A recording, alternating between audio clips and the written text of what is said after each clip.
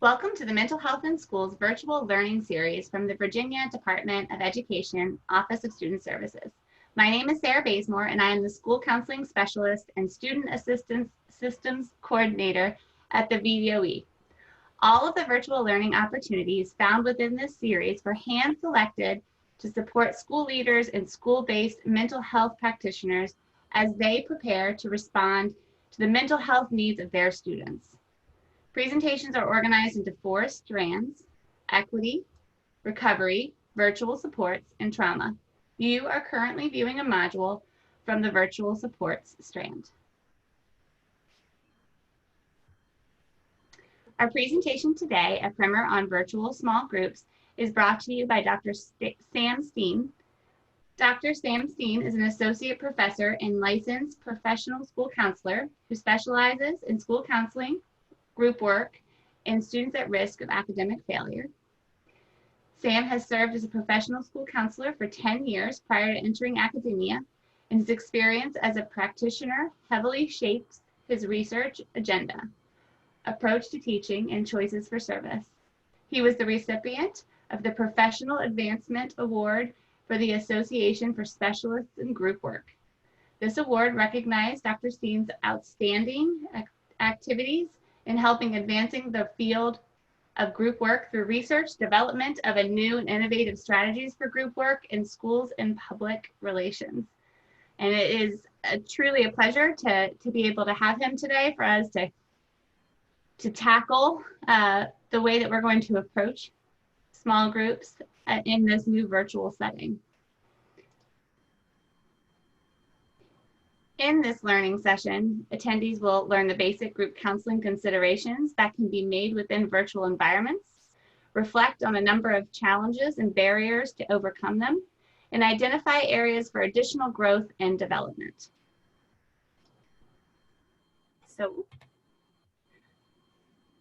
I'm going to turn the conversation over to Sam and allow him to sort of jump in and for us to start talking about how we're going to address student needs in that small group setting in this new frontier of the way we do business.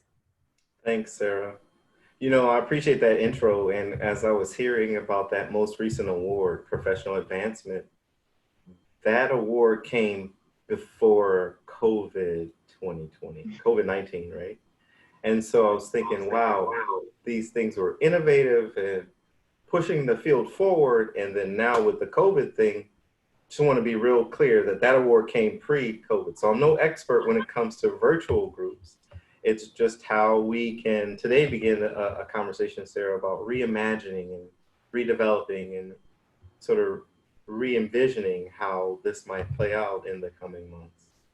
Yeah, I think it's a very humble thing for you to say. But I think all of us are feeling that way. You know, we were all feeling like we had this. We knew what we were going to do, and now we're all feeling like brand new school counselors. It doesn't matter if you've been in the field for 10 years or 2 or 1, or this is your very first year. We're all kind of in the same boat, and that we're trying to figure things out with a whole new set of barriers to overcome. Yeah.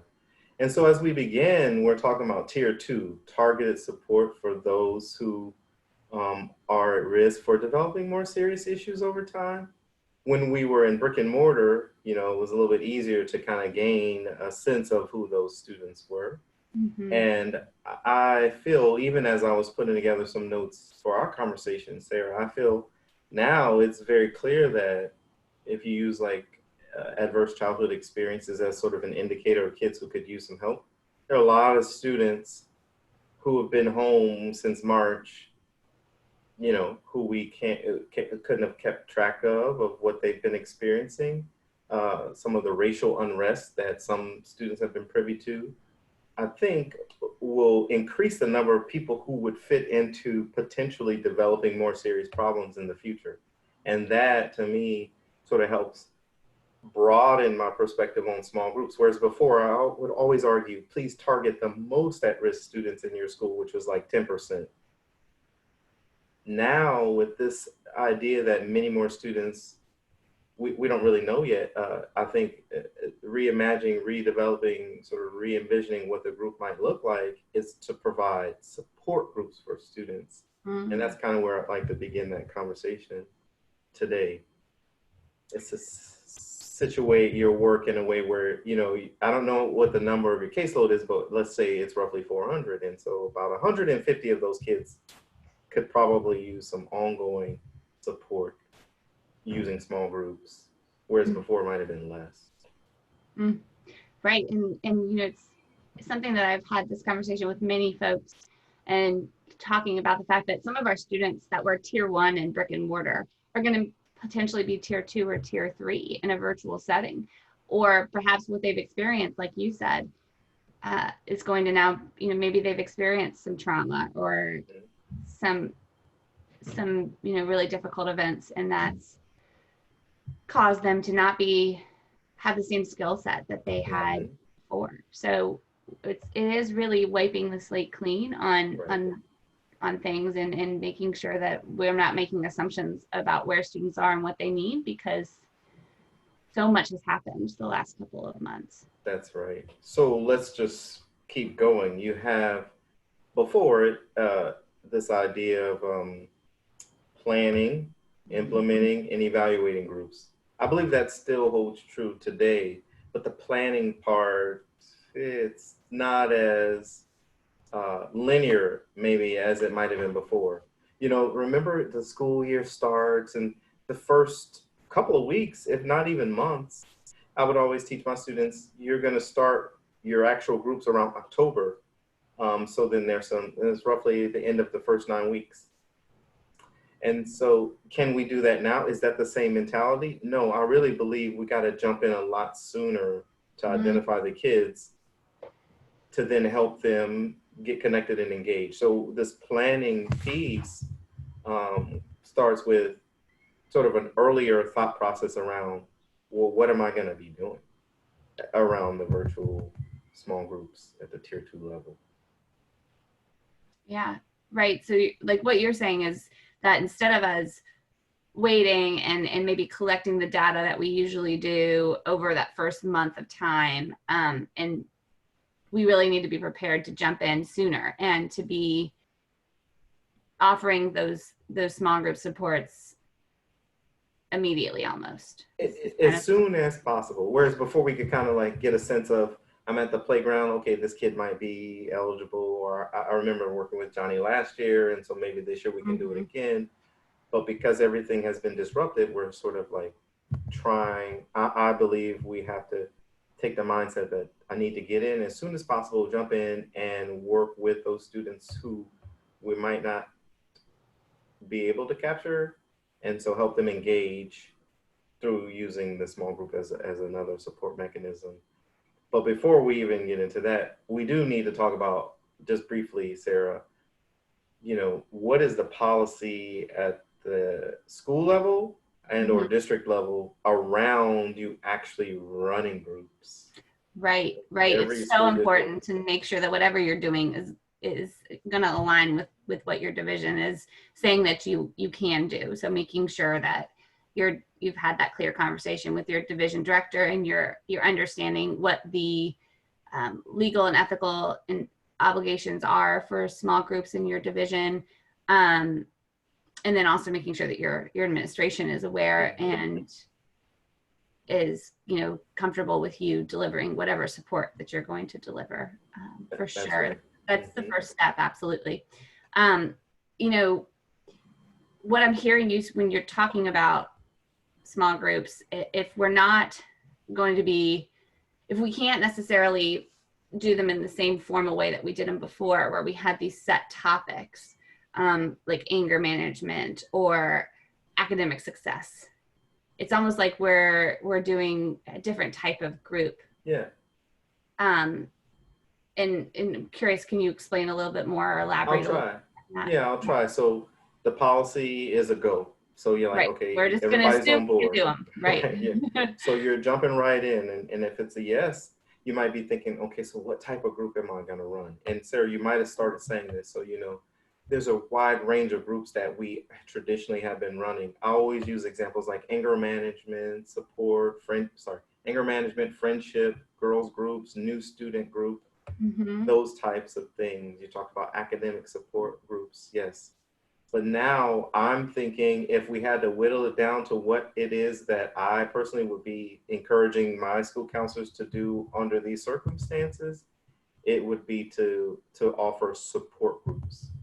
And support groups are much looser, meaning that they still have goals and objectives that would align with your mission and things that are important to stakeholders and generally speaking to teachers and stuff like that.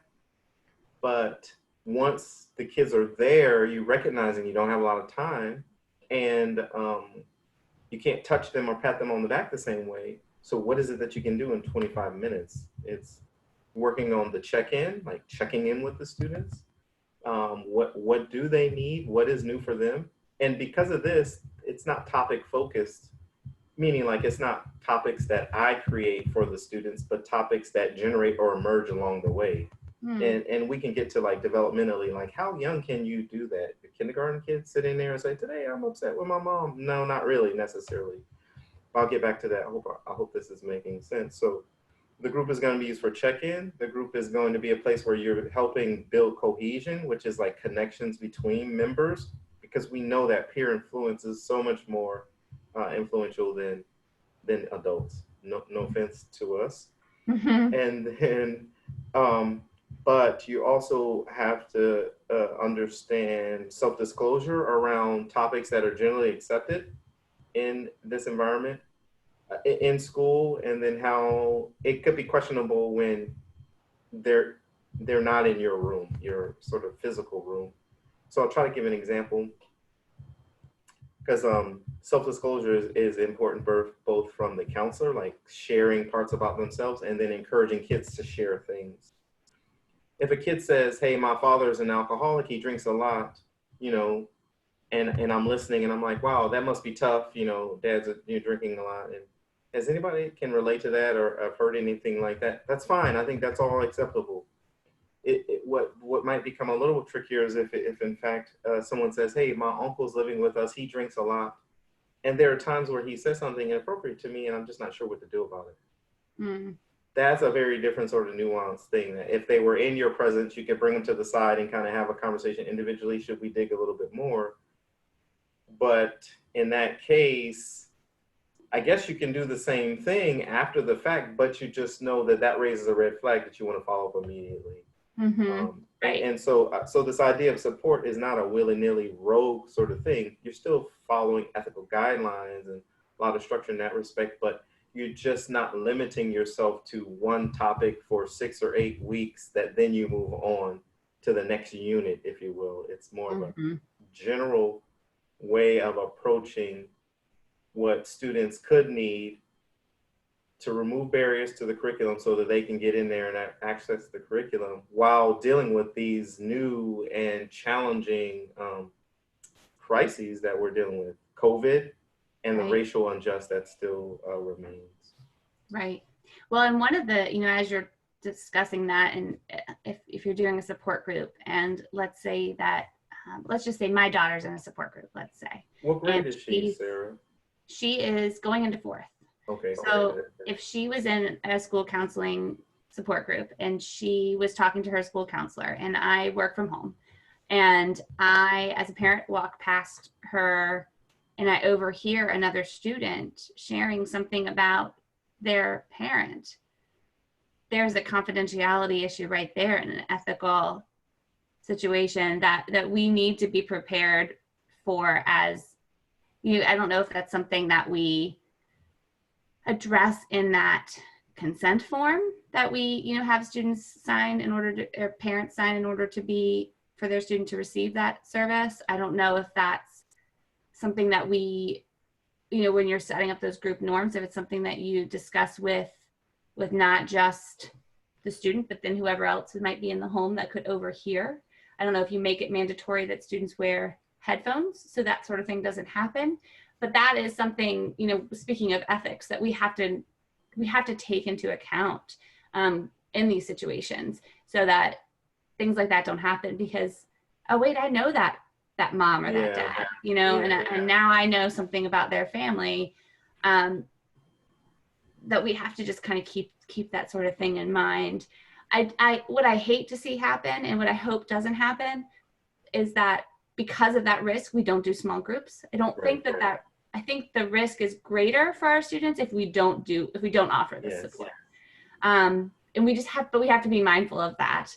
And we have to make sure that we're considering those ethical and those risks to confidentiality in the virtual setting.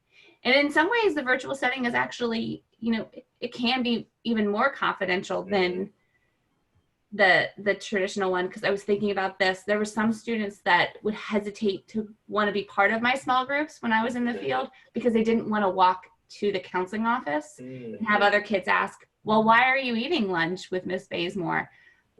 Because then that's, you know, if you're in a small group with Miss Bazemore, there must be something wrong with you, or you must have an issue. So, you know, I think there's a positive to this in the fact that now students can be part of groups and their peers may never be aware of it, which is kind of exciting in that respect. It could go both ways, Sarah. You're saying, you know, you gave the illustration, very good one, of your daughter being in a session. You're working from home, you walk by and you hear. And so you're right. Do we have all the answers for that? No. Can the virtual space environment create more confidentiality? Potentially. But I'm thinking still best case scenario. So best case scenario are those ground rules that are in place, like please use headphones if you can. If you don't, or it's a hardship, let me know, and or during your planning, maybe find a way to get some generic headphones for all the students that are in your group mailed to their house. Now again, best case scenario, resources coming from wherever. Sure. But it's not always that easy, right? Or simple. And so then the other parts are like, so fourth grader is big enough, I think, without some constraints around technology or home environment. But your daughter's old enough to hear something like, sometimes people may say things that are confidential and private, and so please don't share out. And if it's possible, please find a safe space. Maybe your bathroom. We're not going to be sitting here for very long anyway. So maybe your bathroom for 25 minutes, or maybe a quiet place in the corner, or, you know, so it's sort of like having other conversations around doing what you were referring to. Do we have all the answers? Not really, but setting up during your planning phase of like, what resources, tools, or materials will the students eventually need? I'm going to send each kid a box with a few of the bare minimum things, and then go from there. Yeah, I think that's a pretty neat idea of, you know, if you were going to be doing a small group, let's just say, and just, I'm going to pause. This is so, in a weird way, it's so exciting to talk about because we are reimagining and reinventing and redesigning how we do business. And so in a way, it's kind of, I don't want to say exciting because there's nothing exciting about COVID, but it's an opportunity, I guess is what I'm saying, for us to really look at how can we be part of the solution for students.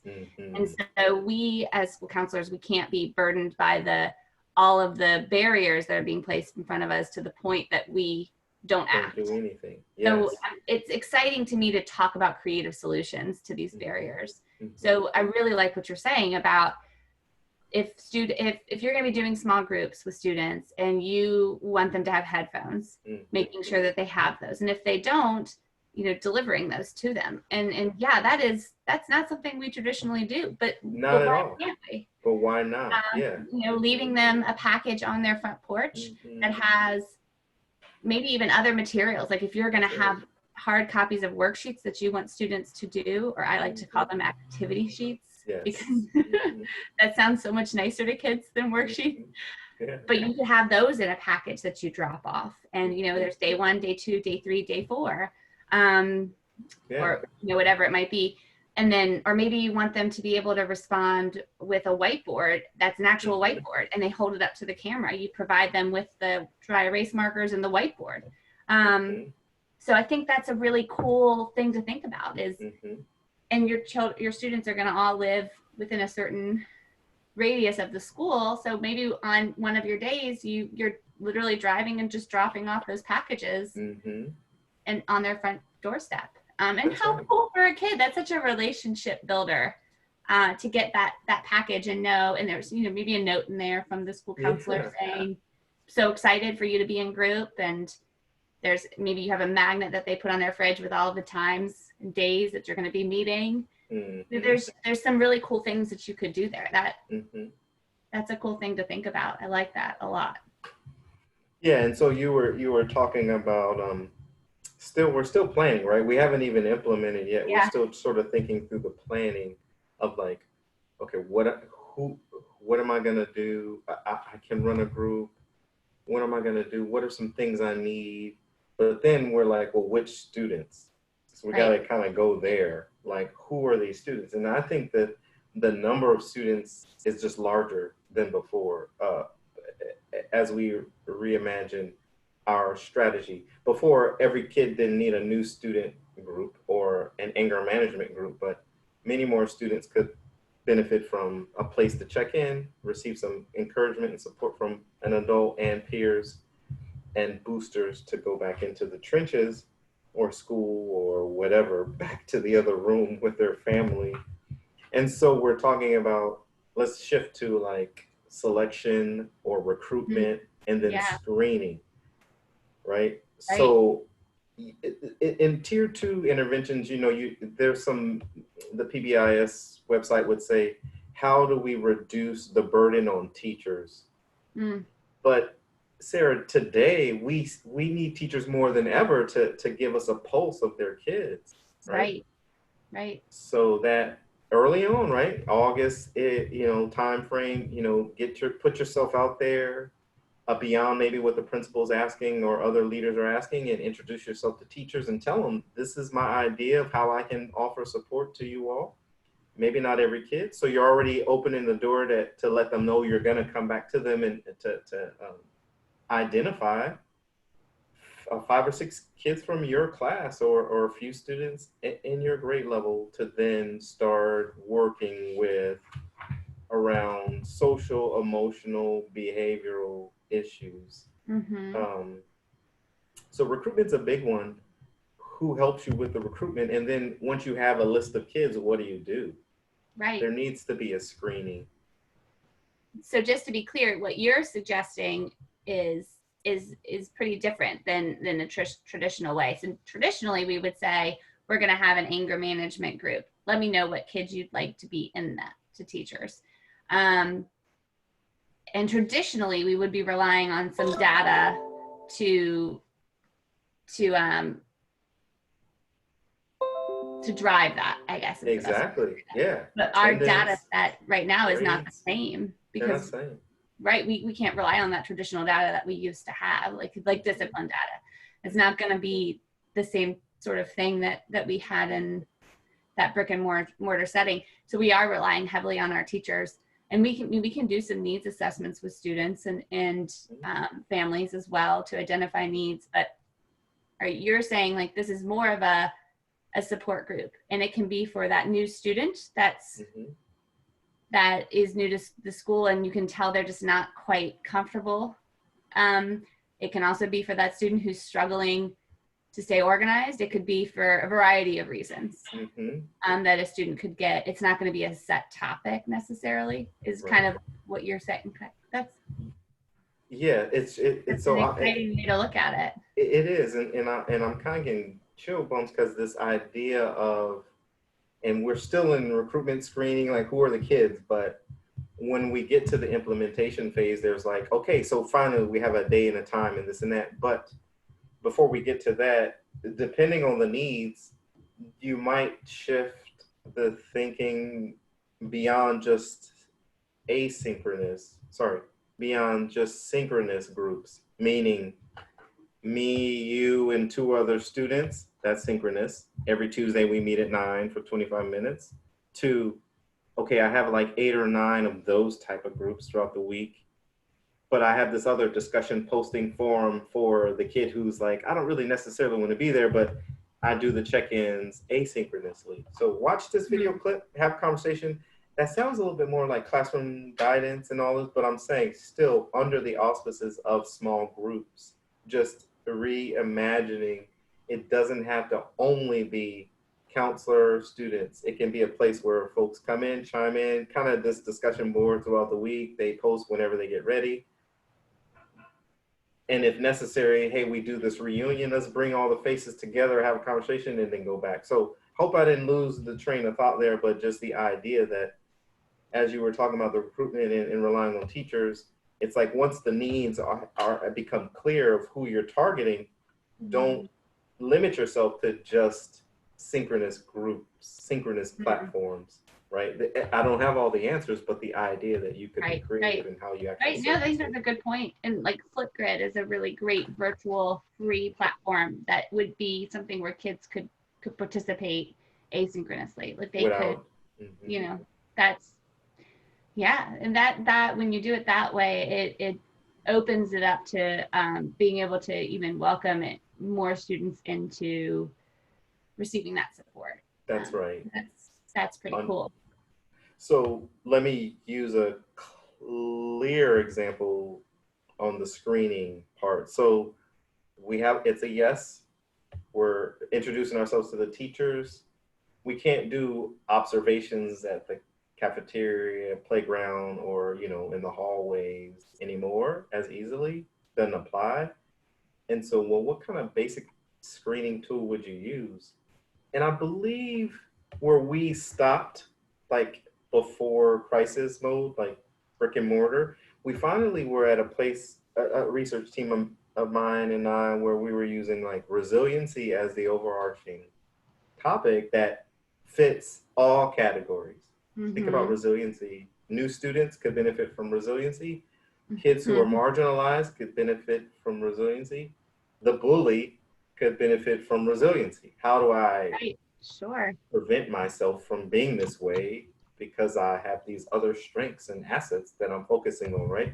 And so this tool of 20 questions, you don't have to ask all 20 of them, you know, to get a sense of those kids who are really struggling the most with these adverse childhood experiences. One of the questions might be, I have a trusted adult to talk to. And some kids can't talk to their parents. And so if they don't, that kid might move up the chain in terms of somebody who you want to identify. So all I'm trying to get to is that even though there are challenges to recruitment, selection, screening, and the data tools that you want to use, we still want to collect some pre and post data. And so a generic, shorter, sort of general assessment tool would be helpful. You can create your own or find some. And you can use the mindset and behaviors. There's some things in there from ASCA that you could tease out, like these 5 or 6 questions, ask it to teachers, ask the parents, and then the students that you eventually will work with. You can use that. And Sarah, kind of tell me back in summary what you're hearing, because we're still on the screening and the recruitment piece, if that's okay. Yeah, no, I think that's great. I think what I really like about what I'm hearing is that we're not allowing the barriers to stop us from doing it. You know, it's going to require us to be creative problem solvers and to think about, okay, well, if I can't do the group this way in this traditional format, then I can offer the support in another way. And just not letting that stop us, and just, we have to just kind of be creative and forge forward. And one of the things I think is so important that we've touched on is the, you know, I hate to put another thing on teachers, but I think the teachers that I've worked with, the majority of them are going to be so appreciative of knowing that they can refer a student that they're concerned about to receive this support.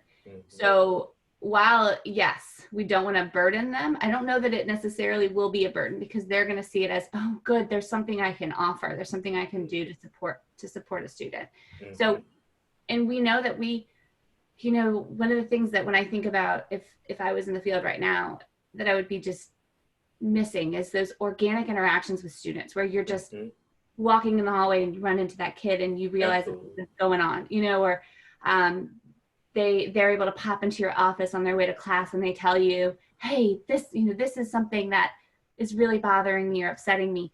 We don't have those opportunities in the same way now. So we're really going to be relying on our teachers more than ever for that recruitment piece and that identifying students in need piece, because they're going to be the ones with their eyes on the students more than anyone else, besides obviously their family.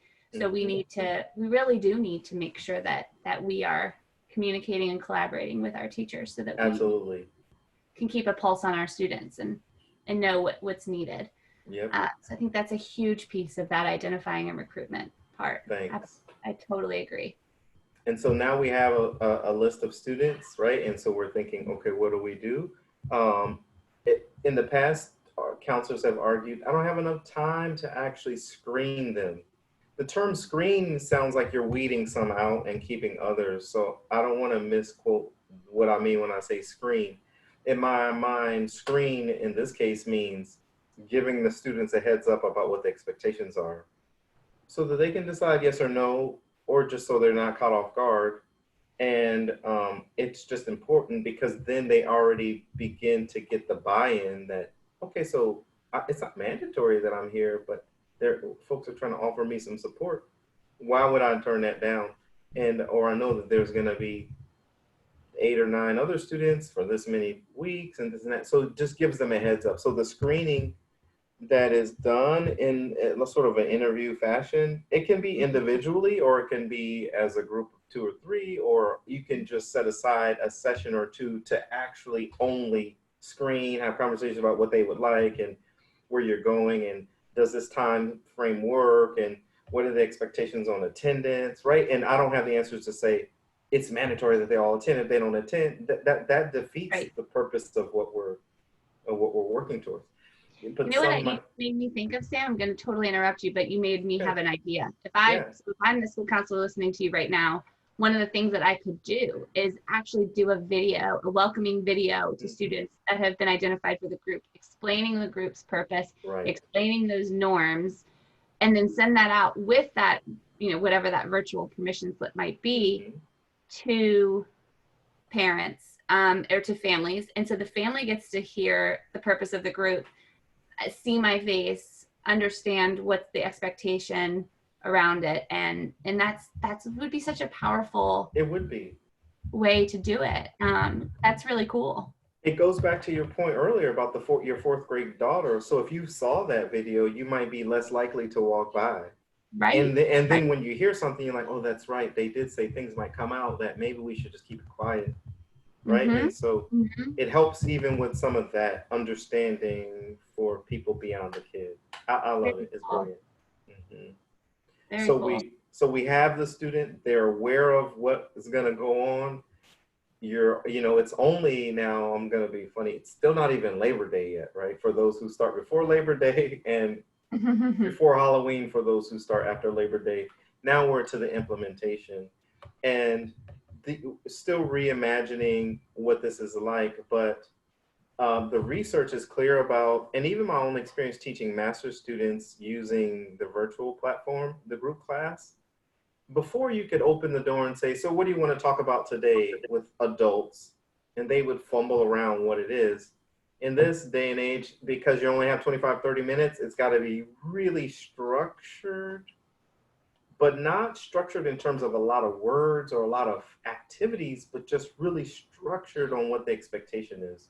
So for example, it should be simplistic, open, flexible, and then conversation around how we're going to use technology, right? And so then I would whittle it down to these 3 or 4 important things. You need an opening, which is like a check-in, 5 minutes, and then I'll give one prompt or one thing or one activity or one question or one challenge, just one. And then you're going to assign some homework or follow-up or like, let's revisit these in the future. And then you need a closing or a checkout or a reflection, right? And so You could do that in an hour, but we're saying they're shorter. It's roughly 20 or 30, 40, 20, 25, 30 minutes. But then like this opening ritual or check-in is something that the kids already have a heads up about. Like, come prepared every week with the quote of the day. Come prepared every week with your temperature scale of 1 to 10. Come prepared every week with the thing that you're most proud of, or the thing that you're most sad about, or the thing, right? So that's the opening, and you don't have time to process all of that, but at least the students know structurally this is how things are going to work. Yeah, right. I think kids thrive from a routine like that. So they They know do. every time that I come in for my support group meeting, we're going to start with, maybe we start with a mindfulness activity, or maybe That's it's right. whatever you want to do as a counselor. And That's then right. maybe there's always the introduction of one coping skill that you want the students to try that week. That's right. And then, and then there's I think it's so important that, like you were saying, you also offer the opportunity for them to talk and to have that peer interaction, because that's something we can't give them. And that's something that so many kids are craving right now. And why I think these small groups are going to be so essential, because they need this opportunity to interact with each other outside of the classroom, the virtual classroom setting. So offering that opportunity for it to even be a little less structured, just sort of for them to talk and connect with one another, and you're there to listen and in a way, also see if there's anything else going on that might require some additional support outside of that small group setting. Thanks for saying that, because that's where this sort of caveat, or the inconsistency in the message of it's highly structured, but really it's not. It's highly structured because of the routine and sort of the ability of the technology to do this, the scheduling situation. Who wants to sit down in this chair? You know what I mean? Like it's kind of problem. So that highly structured environment is helpful. But once the doors open and students are there, yes, it's imperative that they have an opportunity to interact with each other, because it's providing a venue that they don't necessarily have in other places. And so then there are often some barriers to this, though. So let's just talk about some of the barriers quickly, because I'm looking at the time and we want to leave time for these questions that we may have went through, right, Sarah? A few of them. No, we don't have to do that. It's okay. Okay, so we just keep going. So some of the barriers are like, we talked about like interruptions. What about the video not working? What about some students don't want to be on the camera? All right. What about the internet issue? So what about that's sort of repetitive. So because of that, all the barriers, we don't know what they are, but there's some logistical barriers.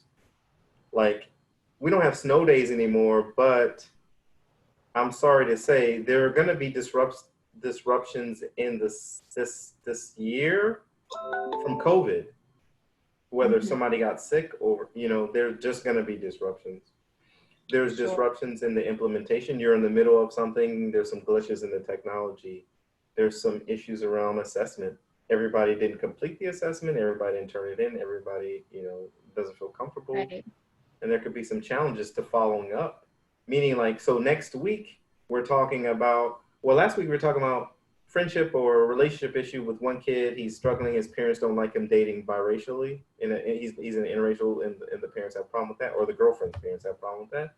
And then this week, we started there, but this week it's something totally different. And so that's a disruption. And so how do you really manage or handle that? And really, it just goes back to not really sure, but you do need some alternatives. So it'd be like, if there is a glitch, we're going to spend 5 minutes doing exercises while we wait for the cameras to come back on, or whatever. I don't know if you've been in meetings, Sarah, with a number of people, and just everything goes blank, right? The camera shut down, everything. It's just kind of fascinating, like overload. And so if you kind of negotiate some of these things up front with the younger kids to say, don't leave yet, right? So if that happens, just kind of sit still, but go on a scavenger hunt. I want you to go find your favorite toy and bring it back and wait, or whatever. So we've already talked about that's what you're going to do. Right. I would say something to think about too, as you're saying that I thought about, is you want to make sure that whatever your settings are in your virtual platform, that if you as the host Host. lose connection, that the students lose connection, because you don't want that group to continue without you being present, perhaps. So that, just thinking about that from the other end of if your camera goes out or you lose internet, you need to make sure that they know that that either it bumps them off, or okay, I see the settings. Right, or you train them like, okay, if I'm not there, everybody be quiet.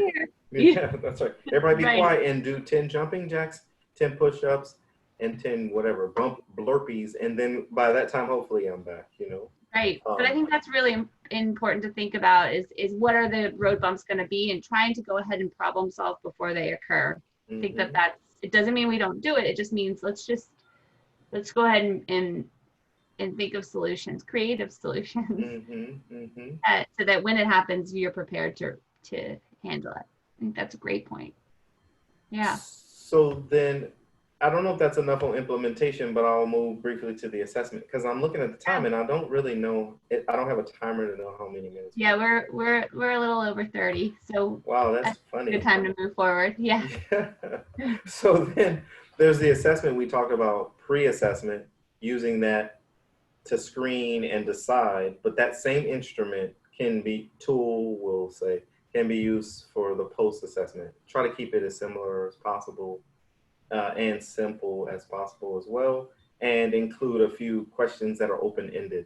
Now, I'm assuming, right, we're talking about 12th graders to about 3rd. 2nd graders can kind of write if you help them and say these things, but 3rd through 12th, some sense of a generic pre and post test. And you're going to collect the data. You're going to somehow analyze the data. If you can't do it by yourself, get some friends or somebody to help you. You're going to make some recommendations from that data. So, okay, we've done this.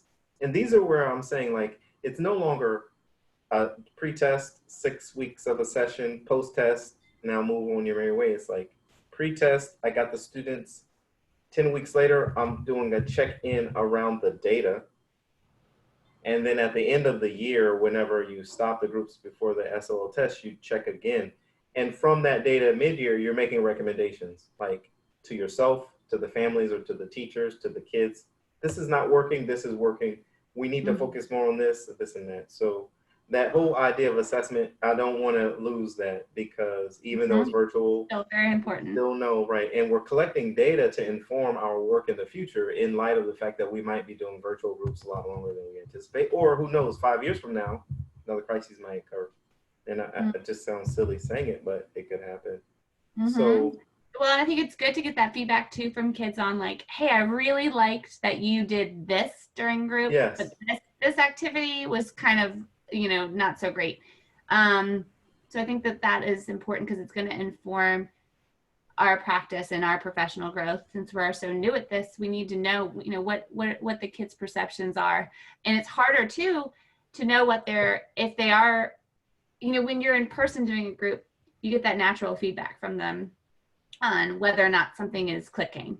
And over a virtual environment, you're not necessarily you might even misread that body language, and think that something's falling flat when really it's not. So it's super important for us to even be collecting that data throughout group, so that we know whether or not we're on target with what we're doing. If the students aren't enjoying doing mindfulness at the beginning of group, or if they're not liking the journal activities that you're asking them to do, we need to know that sooner than later. So I think that getting that perception data throughout is also really important. But then obviously we also want it at the end, so that we can evaluate whether or not we had an impact. And I think circling back to teachers too, as part of that evaluation, and saying, did you see any change in the student?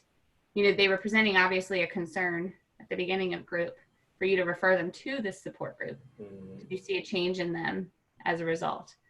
Would be pretty cool to also see. I'd add the parents too. Absolutely. The families, right? It's the same. So what are some things we can focus on? Doing the best you can throughout the season of the sessions, because you want it open enough for the students to drive that work while you actively facilitate. and then also including the parents and the teachers in that evaluation of what was working, what didn't work, and thank you for that input, because I believe when you do that with the teachers and the families, they're also indirectly supporting the work that we're doing to support their work, Mm-hmm. right? Which Yep. what parent doesn't want us to help their kid get better, whatever it is that Yeah, they're doing. sure. So We're I'm all not in sure there.